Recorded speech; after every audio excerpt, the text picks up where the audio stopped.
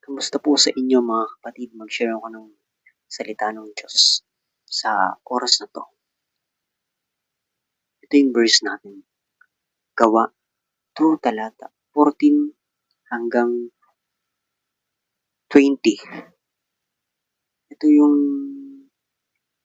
title, yung kung ano ang gagawin ng Panginoon. Kung ano ang gagawin ng Panginoong Diyos sa mga huling araw. Yan. Ang gagawin ko sa mga huling araw, sabi ng Diyos. Basahin ko na. Nangaral si Pedro. Kahit tumayo si Pedro kasama ng 11 apostol at nagsalita ng malakas. Mga taga-Judea at kayong lahat na nakatira sa Jerusalem, pakinggan ninyong mabuti ang sasabihin ko. 15. Hindi lasing ang mga taong ito gaya ng palagay ninyo. Alas 9 pa lamang ng umaga ngayon. Ang nakikita ninyo'y katuparan ng ipinapahayag sa propeta.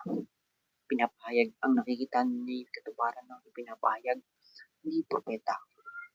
Diba sinabi dyan, lasing. Ito kasi, nito yung background dito. Gusto din nito yung speak and tongues. Speak and tongues sila. Nagsalita sila ng iba't ibang lingga. Yan yun. Yung nagsalita sila ng iba't ibang yung background. Hindi ko alam kung tama ba. Basta yun yun.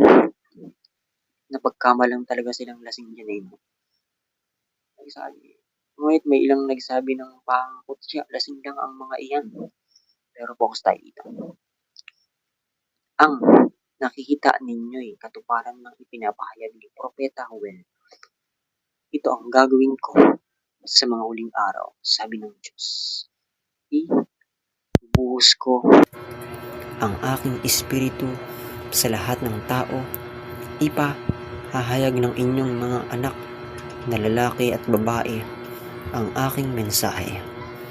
Ang inyong mga kabataang lalaki ay makakakita ng mga pangitain, at ang inyong matatandang lalaki ay magkakaroon ng mga panaginip.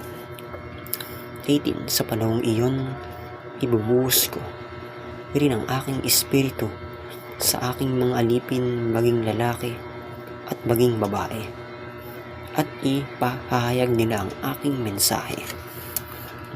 Magpapakita ako ng mga